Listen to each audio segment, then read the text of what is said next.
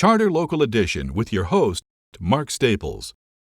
Today we're in beautiful, bustling Cody, Wyoming at WAM, which is the Wyoming Association of Municipalities, and one of the attendees, and also the town councilor, meaning you're on the town council, and the vice mayor of Jackson Hole, Wyoming, Hailey Morton Levinson. Hailey, thank you for coming to see us. Yeah, thanks for having me. Thank you for dropping by to Chartered Local Edition.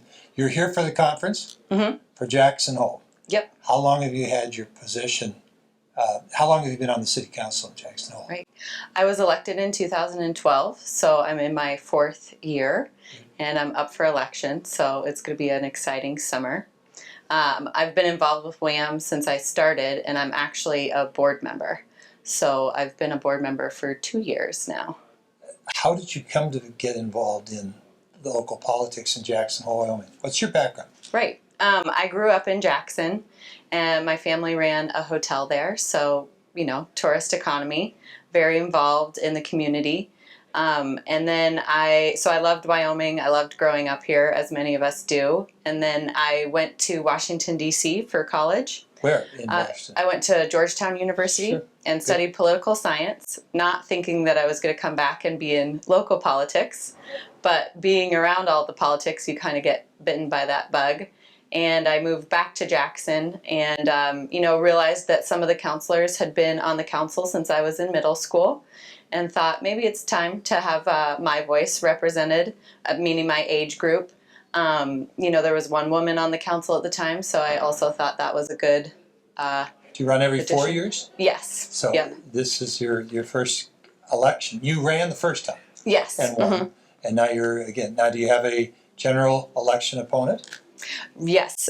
So there's 2 seats from the council that are up for election this year. Myself and the other incumbent are running again, as well as 3 other people. So 5 people running for the 2 seats. So what are you concentrating on? What are the biggest challenges or excitements? I mean, we all know of Jackson Hole, Wyoming, almost exclusively as tourism, but obviously there's more to it. And you find those things out when you get on city councils. Certainly. Tell me some issues. Yeah. Whether positive or negative, or just the challenges you face. Right. Yeah, so unlike the rest of the state, we are lucky to be earning sales tax right now and going up in revenue. And so that's, obviously really great for our town general fund and for working on, different issues, capital projects. The problem, though, that our tourism-based economy brings is low-priced jobs, and because Jackson is only 97% of it is publicly owned land, meaning 3% is privately owned, our land costs is significantly expensive. And in more resort-oriented communities, housing is always a challenge. Is Exactly. it the same? Right, and so that's kind of where I was going with that, is that, while we have all these people coming and, really great sales revenue, we don't have places to house people.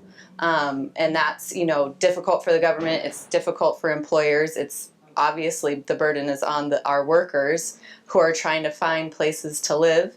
And currently we're in a huge housing deficit because there just isn't the space, and then the spaces that are available are very expensive. And as the town council person, Yes. councilor, Right. and vice mayor, and a part of that group, what are some of the solutions that you look at to try to address that? I don't know what they are. What are they? Right. Well, I think, that right now where we are is we've made large strides, and we're in a better place than we ever have been as the government. We are investing significant funds into long-term housing solutions, whether that's rental or for affordable ownership. And, we're really trying to work with different nonprofits and different private developers to bring affordable deed-restricted housing to Jackson. And that goes, whether we're actually building it or if it's through our building codes and our land development regulations, which we're also working on right now. So it's kind of, trying to piece everything together as much as you can with thinking about affordable housing in mind. And one of the reasons it's so important to us is because it keeps the community character. Of course. You had a landslide. Yes. Tell us about it. Right. In the midst of everything, we had the West Broadway landslide that actually occurred over 2 years ago now.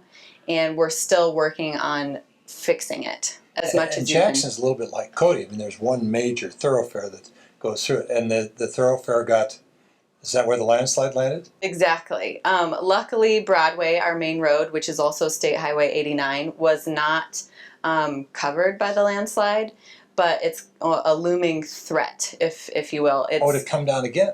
Yes. It's still moving right now. And by that, it's less than an inch every couple of months, so it's very slow moving. But, any sort of like big rainstorm or maybe a little bit of a seismic event could change that. And we're looking to obviously prevent that from happening. Some people are putting steel barriers in their cars. Not quite yet, but... So if you get reelected, and good luck on that. Thank you. Where is Jackson Hole in 5 years? If you're in charge. Right. Yeah, with me at the helm. Yeah. Yes. We're really focusing on our community priorities, which includes housing and transportation. Another, with all of our visitors, but also with us as citizens, our roads are becoming pretty heavily trafficked. And myself, I'm a one-car household with my husband and our young son.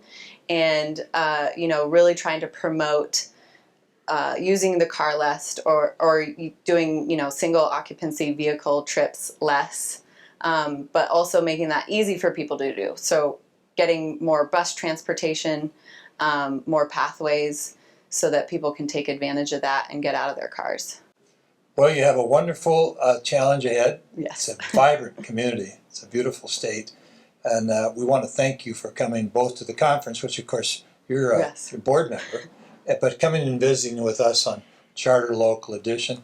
Wish you the best of luck and nice to see you again. And thank you all for tuning in. Thank you for having me. Charter Local Edition has been an exclusive presentation of Charter Communications, providing original programming.